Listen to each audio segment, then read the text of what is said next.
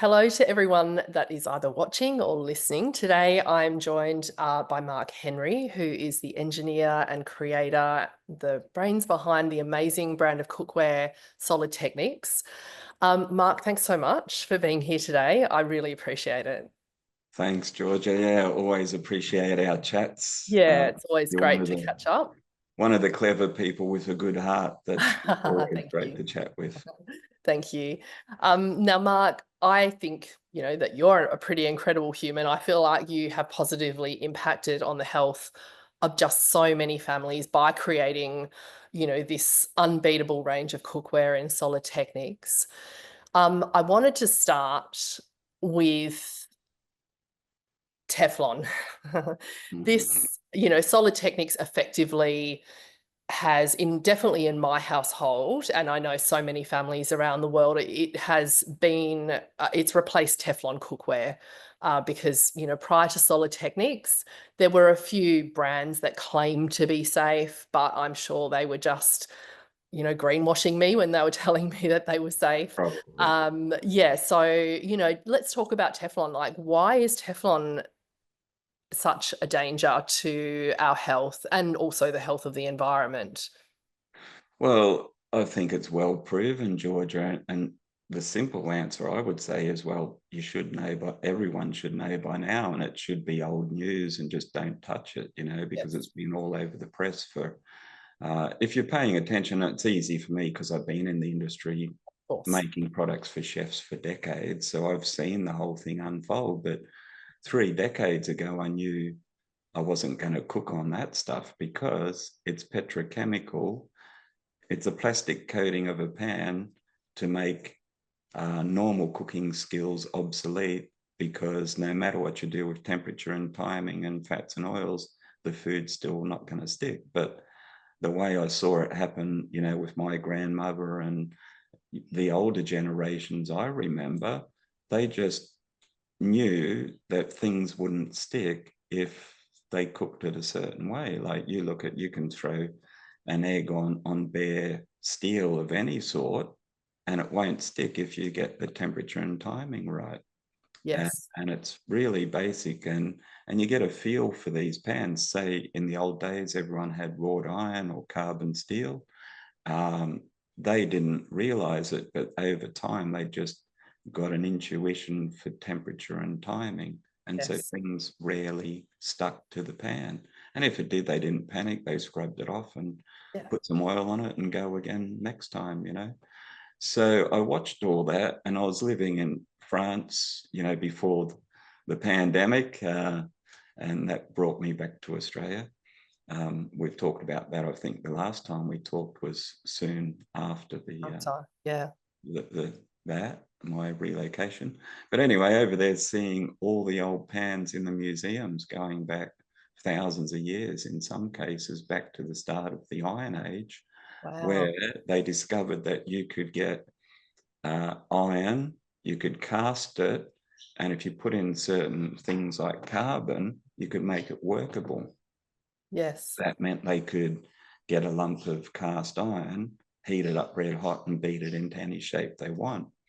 And so, humans being humans, they mostly made swords and killed each other, because whoever had the hardened steel beat everyone still with the bronze swords, that Yes. dominated up until Yeah. then.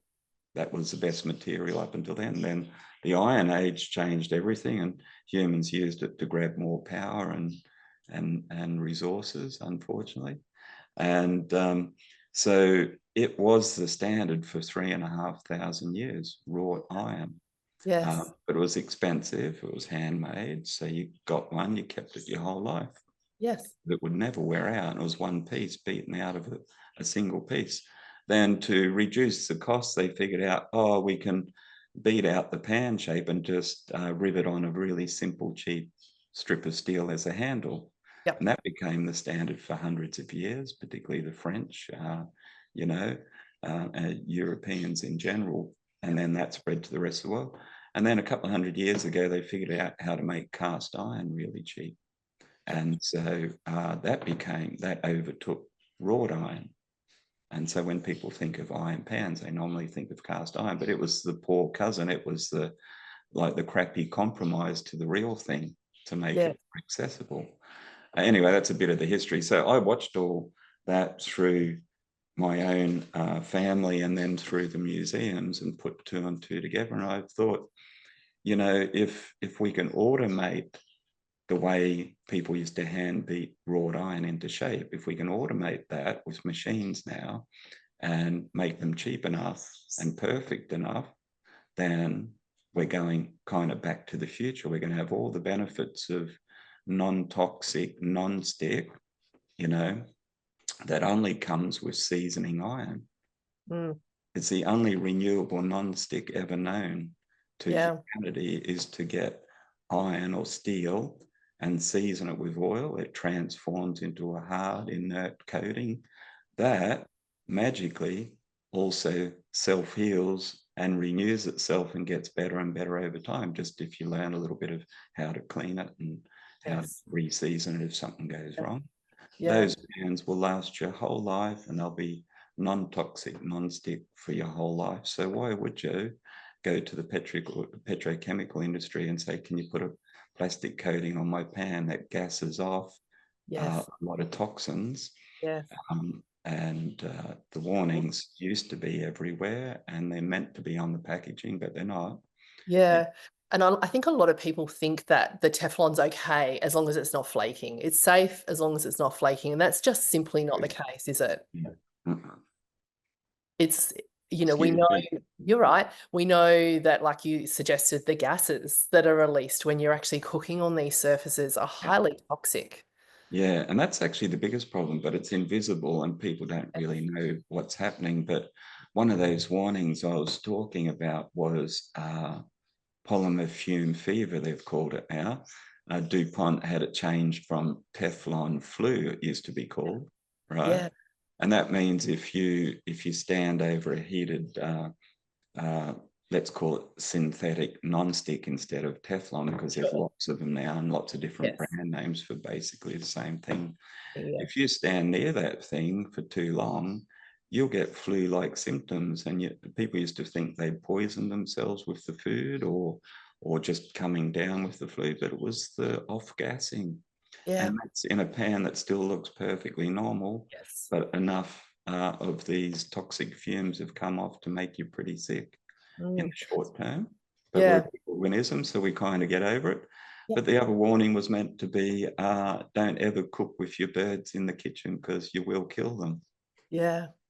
You Yeah. know? It's incredible, isn't it? And I don't think a lot of people also realize that these chemicals, accumulate in the body. They're forever chemicals. Our bodies have a real hard time of getting rid of them. And, there are studies that link these chemicals to several types of cancers, lots of inflammatory conditions. And, inflammation in my world of natural health is the big buzzword. In the last probably week and a half, I've been asked by so many people, I've had blood tests, I've been feeling terrible, and I'm told that I have systemic inflammation.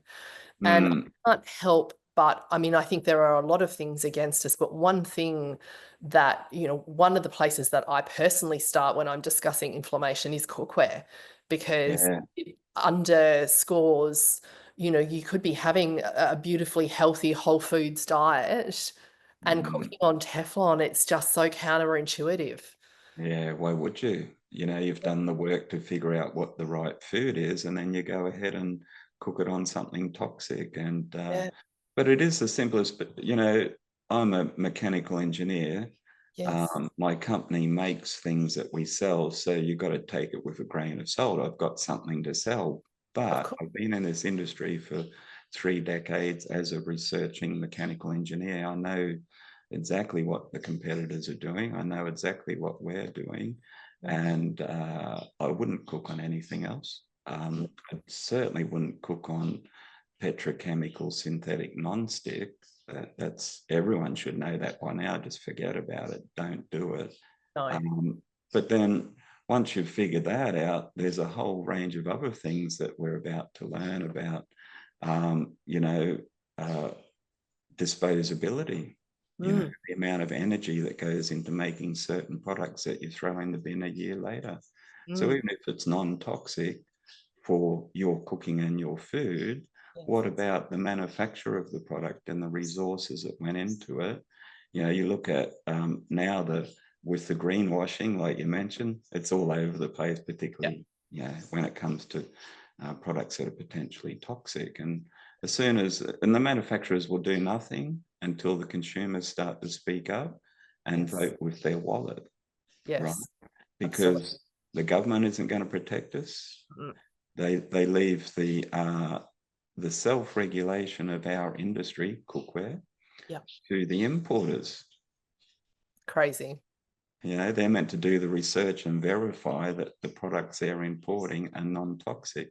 Yeah. I can assure you, I know these people who own these big importing companies. Yeah. They do not give a shit about what's in that product. If it sells, they will have it made and they will import it to this country or any country. Yeah. And they know they'll get away with it, because by the time people figure out, in 20 years' time, that was a big mistake to think that we were smarter than biology and physics, then it's too late. I feel like cookware will one day have almost like a cigarette moment. For years, the cigarette industry, sold consumers all of these lies around the impact that smoking had on their health. And I Yeah, feel like I know that there's a documentary doing the rounds on Netflix called The Devil We Know, which is yeah, all about, I haven't actually watched it. yeah. Those sorts of documentaries actually usually just really send me into a flat spin. So I Very avoid them. depressing. Yeah, but I Look at the understand. humanity. Absolutely. I know this stuff anyway. Like I feel like I'm just going to be watching something that I already have a fairly good grasp of. But from Yeah, what I understand in a nutshell is it's a whistleblower scenario, isn't it? Where yeah, someone who was involved in one of the big manufacturing companies producing this toxic cookware yeah, blew the whistle, and they yeah, knew in making this coated so-called non-stick cookware that it was yeah, impacting fertility, and it wasn't yeah. until there was some environmental impacts on cattle becoming Oh, infantile and stuff, from what I maybe you should understand. watch it, because it's way worse than Is it that. way Oh, worse? it's Oh way God. worse, way worse. And then, well, that's the devil we know, but there's also Dark Waters, was big budget Hollywood movie with Mark Ruffalo as the lawyer who Yes. blew the whistle. Well, it started with one of the local farmers, all the birth defects and dying cattle that he had. And he happened to be near the DuPont manufacturing plant in the USA where they were making Teflon. And he started to put two and two together, because all around this plant was where the problems were coming out. And then some of the employees of the factory, they were starting to have children with pretty serious birth defects, and they wanted to know what's going on. And then DuPont, uh, the best they could do is stop their own pregnant employees from working in the labs or on the production lines, because they knew what was going to happen. They would have birth defects, but the public didn't know, and the public was cooking with these chemicals for decades on end, and they bought their way out of trouble Mm. um, with lobbyists in Washington for decades. They bought their way out of the authorities that are meant to be, and they got pretty good institutions in the USA for this, except when they get bought out. Mm. And then there's protection. So anyway, this all came to light. They got the biggest ever industrial fine in history um, uh, over, well, 20 years ago now, it must be nearly. And they said, no, it's okay now because we've changed the polymer chain a bit. And trust us, this time, this one will be safe. And so that's what we're cooking on. And of course, everyone else who copies them has done similar. So it's not called PTFE anymore. It's a slightly modified polymer, but it's only a matter of time. We'll find out, Yeah. you know. Yeah, it's frightening. It really is frightening. Like, as I said, I know many very intelligent people who still think it's okay.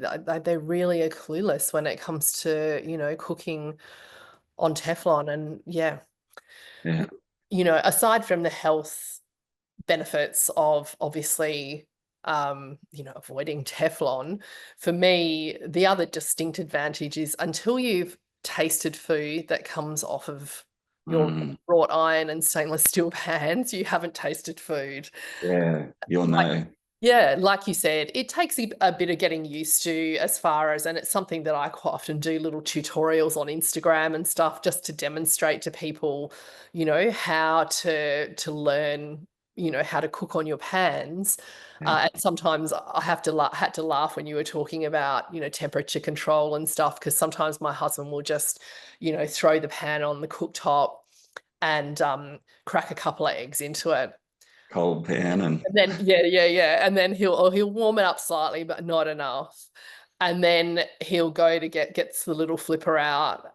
And it's all, uh, and then he'll look at me and I'll say, "You didn't heat it properly, did you?" And he's like, yeah. Well, see, at least he knows, and he's got you there. But people are in two different camps. It's been interesting to watch because when I did this, I knew I had to match the product with an education program because people, after a couple of generations of being "Rotten." spoon-fed or babied with Teflon, they didn't know anything about temperature control and how simple it was. Yes. So we had to do all that and how to reseason the pans, etc. Um, but it ends up, most people go, yeah, okay, if I've got a problem, if these people are the mechanical engineers and they've really just gone back to ancient history and it worked for 3,500 years, then maybe I need to learn something to make it work. Most people are like that. They're intelligent. They go, right, I'll try something different, or I'll look up, I'll ask the question. But Yeah. some people just go, the pan shit, it doesn't Doesn't work. work. It's not Yeah. non-stick. And Yeah. and then they forget about it and they go back to using Teflon when they could have had non-toxic, non-stick the Yeah. rest of their life, never Yes. bought another pan for the No. rest of their life, handed it on for many, many generations because these things will last hundreds of years. But instead of that, they gave up too soon, went Yeah. back to Teflon. Yeah. And also not just handed the pan down to their kids, but handed the education down to their Yeah, kids of how to cook on this cookware.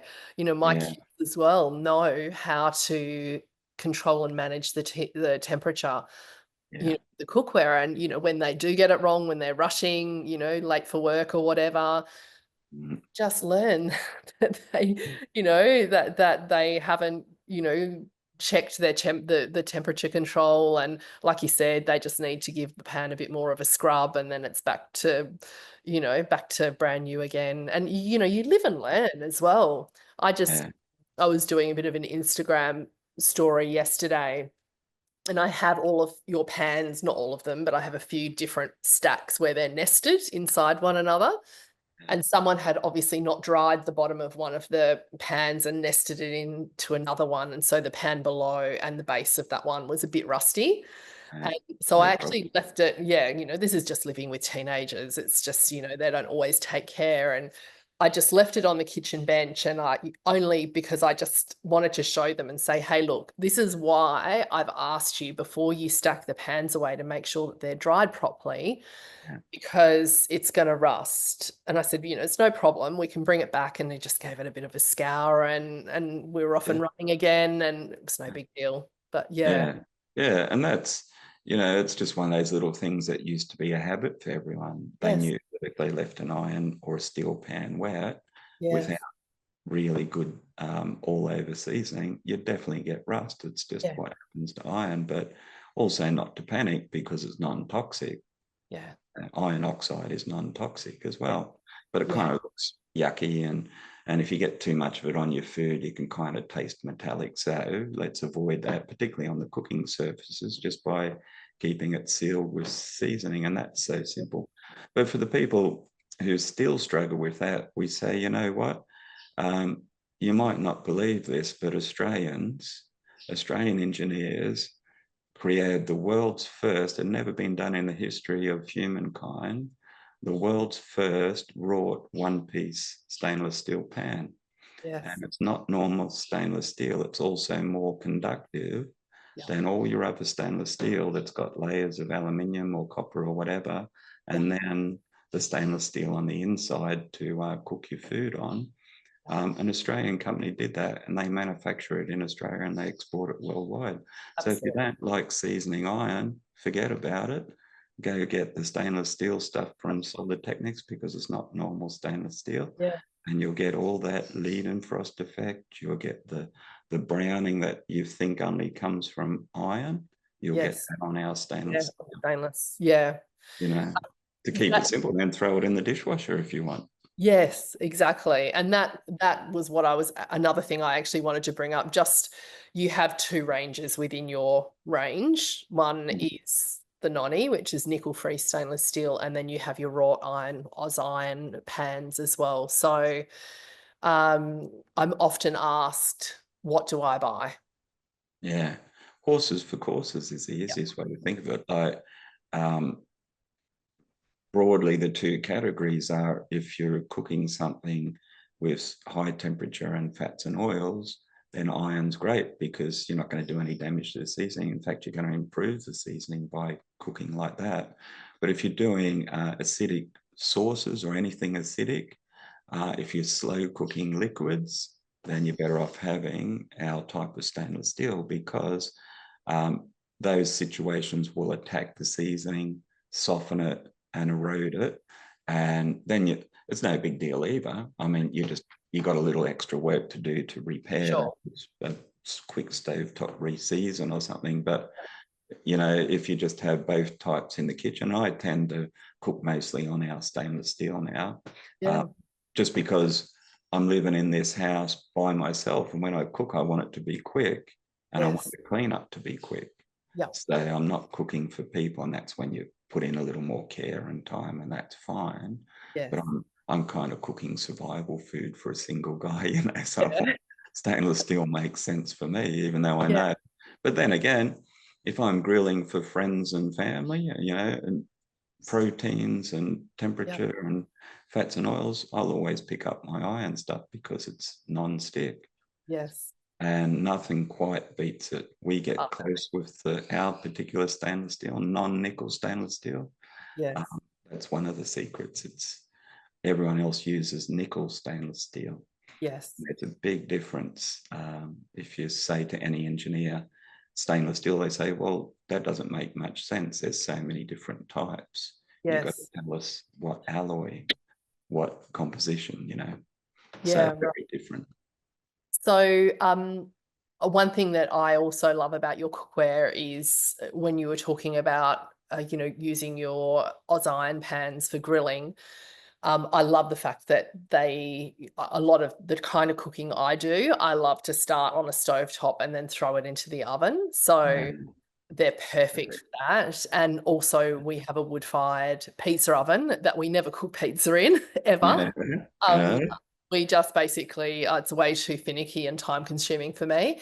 Mm, Cook all of our meats and vegetables in the pizza oven. So the pans that we use on our stovetop, it used to be in the past where we would have pans to cook on inside and pans that we would use over a campfire or in the wood-fired pizza oven. And now it's just all one. the same. Yeah, all the Yeah. same. Yeah. Yeah, and it's the classic camping cookware that Yeah. lived in the garage because you only pulled it out to go put it on Mm. the campfire.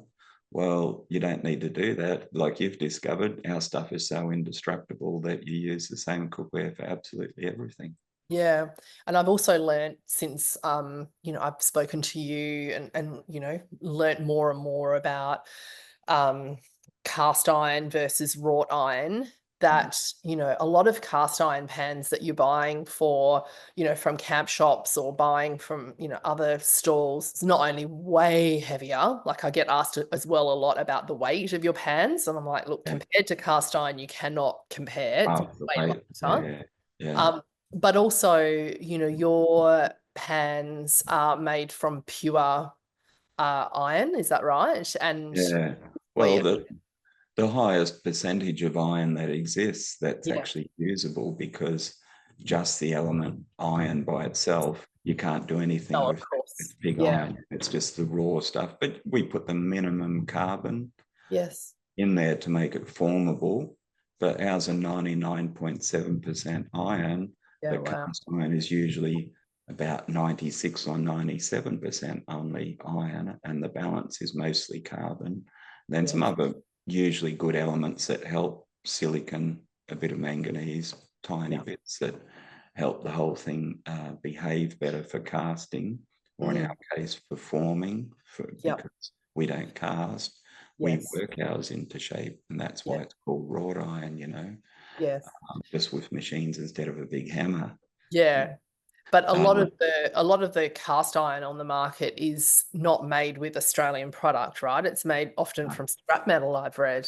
yeah, and the problem with that is, I mean, if you buy cast iron from one of the big international brands that you can trust, sure, it'll be fine. They know how to avoid the contaminants Yeah. that are thrown into those big crucibles in, not to mention any countries, offshore sweatshop Yeah. situations. They get the scrap metal, and whatever Mm. melts, stays in that vat, it goes into your cast iron. So cadmium, lead, all the Mm. things that you should never put near your body, let alone your Yeah. food, uh, Yeah. are in these cheap cast irons because they don't care. No No. checking. They can No. make them cheap. Yeah. And the importers say, great, we'll make more margin and we'll buy an extra boat or get a mansion this time. Yeah. No Um, one cares. They think, no. it's just people like us. We go, how could you do that to the rest of humanity, to knowingly do something that's damaging for your own profit? But we've seen it. It's all through history. It's human. Absolutely. And, it extends beyond cookware as well. So that's why Every, it's always important to make educated decisions when it comes to your health and your yeah, family's health. And, I think that, we have so much, like I said before, we have so much against us in this, very toxic world. At the yeah. absolute bare minimum, having a range of cookware that is completely non-toxic is just such an important starting place. I like the way you say starting place, because it's also the simplest way to Yes. eliminate a massive amount Oh, of the toxic load from your life. Just yes. don't cook on petrochemical plastic coatings, and Yeah. bang, you've already eliminated a big chunk of what's you're ingesting and breathing. Because Yes. we all know we're just swimming in this toxic soup, but we don't know exactly what. The paint, the carpets, the Oh, clothes we wear, the cookware, the drinking water, the air itself. If they come around spraying stuff, who knows? It's all coming into our organism that was never evolved for humans tampering with things they didn't understand and making pretty major mistakes. And now we're surrounded by it, especially if you're in a city or the suburbs and you've got to live in a fairly a traditional modern life, you could call it, where you're just accepting all the consumer goods and all the pharmaceuticals and everything that they tell you is okay. Scratch a little bit deeper and follow the money, and you'll find out you're getting these recommendations to make someone else rich, not for mm, your health. You've got to figure that out yourself. yeah. And marketing, marketing's just a, trillion-dollar business, isn't it? So you could almost market anything to anyone. And like you said, the safety, a lot of people believe that there are, safety, policies that are put in place to protect us. But so often, like in the case of what, you've explained with cookware, it's just unfortunately just not the case. So we need to, as I said, make educated decisions Yeah. and make our own minds up about these things. And I know I've made my mind up firmly that obviously, since I got your very first pan, which looks nothing like the pans that you produce now, Yeah. it was, yeah, it's still actually my favorite. Yeah, yeah, the original stuff. Well, it's all the same progression. We just get Yeah, better at it, and do. the new stuff's more refined. It's got Yeah, nicer edges, but it's still the same material, the same. all that. You know, somehow we got it right first time, the materials and the manufacturing methods. So Yeah. we're not going to mess with that. It's correct, you know. So yeah, the easiest thing, just replace your cookware.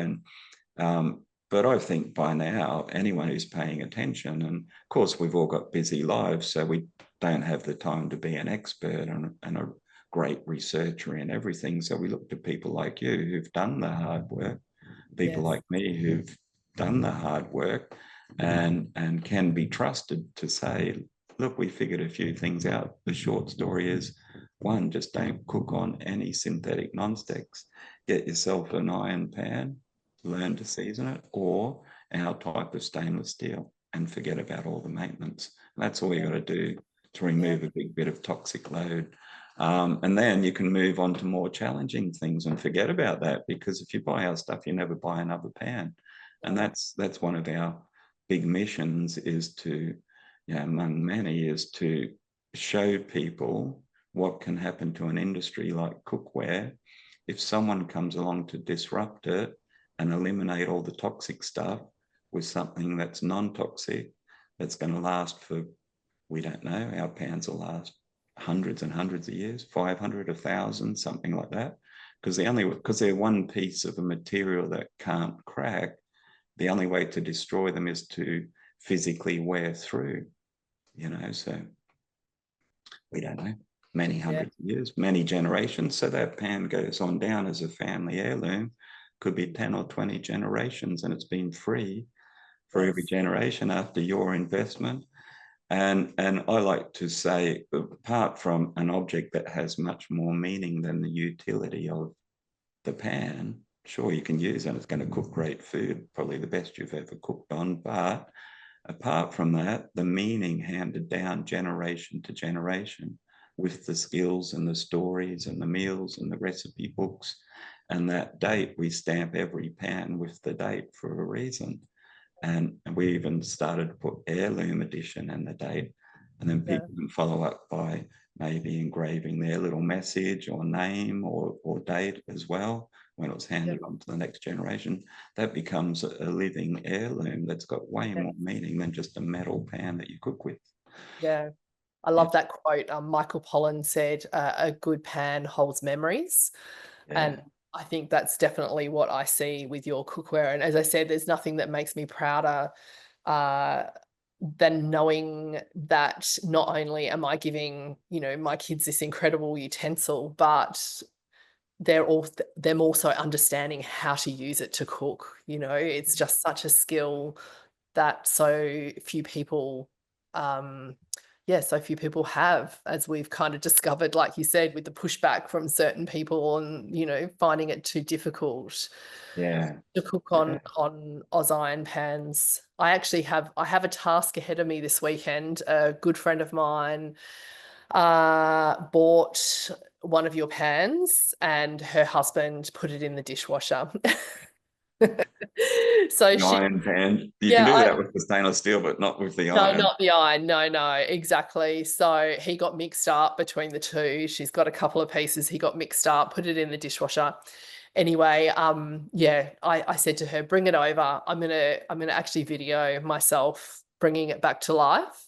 How easy it really Just to is. show, like, you know, this is, again, I hear all the time, you know, I'm scared. I've had people write to me and say, I've still got the cookware, it's in the bag, I'm too scared to cook on it. We And I'm hear like, that too. you cannot damage this. Like, you cannot go wrong. Even if you do, it will be salvageable no matter what happens. So We get, our customer service gets that. Oh my God, have I ruined it? No, I know. can't ruin this pan. Trust us. Yes. And so simple to reclaim it like you're about to do, and it'll be brand new and it'll go on for hundreds of years. Yeah, absolutely. I know I've seen in your Facebook group like pictures of pans that people have picked up from like garage sales that are just literally look like, you know, they were, you know, made in the 1900s.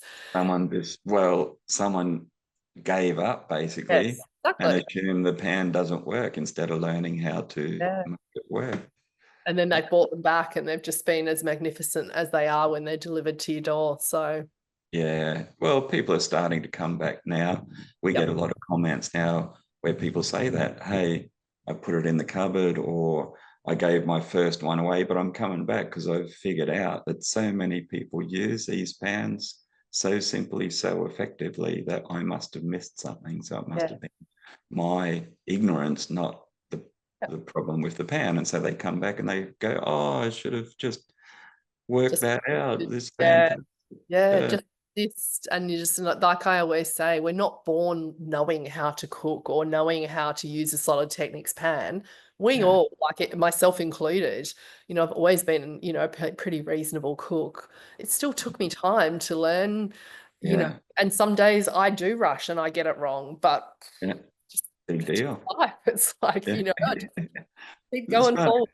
But a few generations ago, people were almost born knowing this Yeah, because they were babies in the kitchen when mum was cooking on an iron pan and had no issues at all. yeah, Didn't have yeah. the internet to go panic to and cry about it. Exactly. They They had just to had to figure it figure it out. out. Yeah, Yeah, yeah, absolutely. Thank yeah, but you.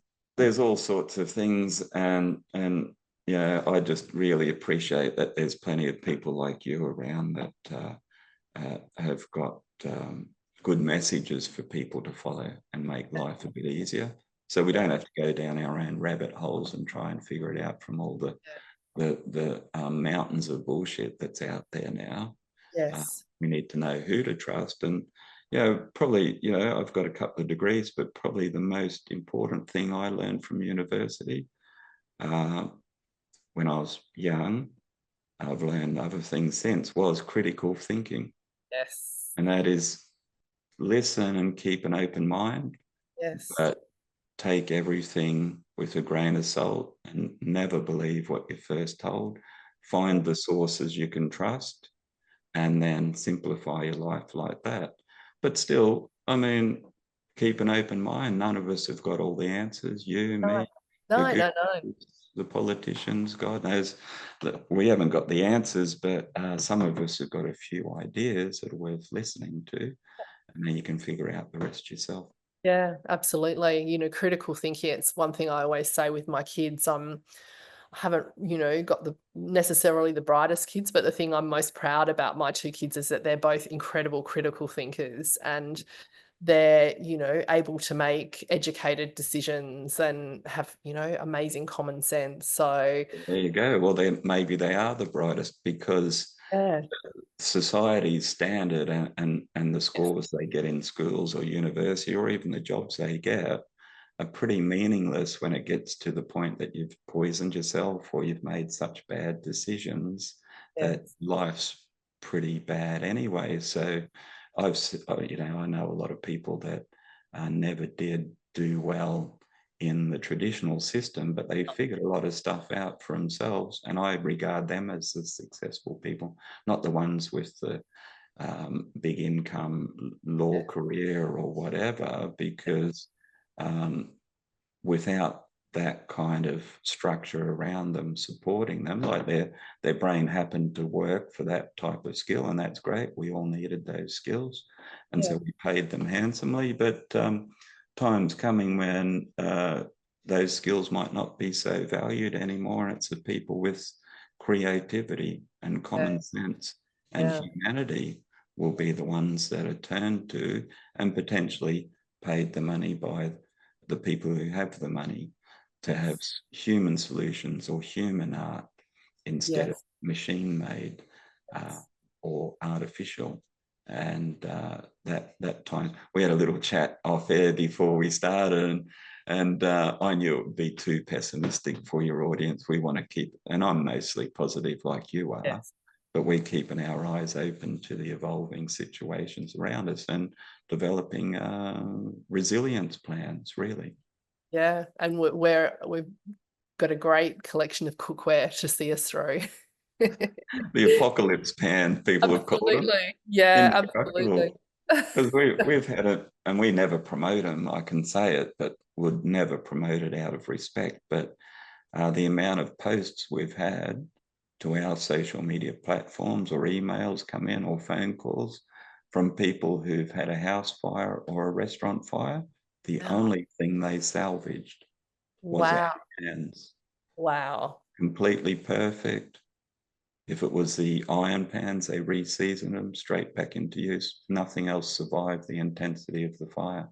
And of course, we won't promote that, but it's Oh, of pretty course. obvious that Yeah. these are indestructible. So if, you know, and the essentials of life, if things get rough and, you know, you can't go to the shops or the takeaway and get easily your Yeah. resources, you know, then you're going to need a few essential tools, you know, shelter, water, food, Yeah. cookware, and Yeah. knives.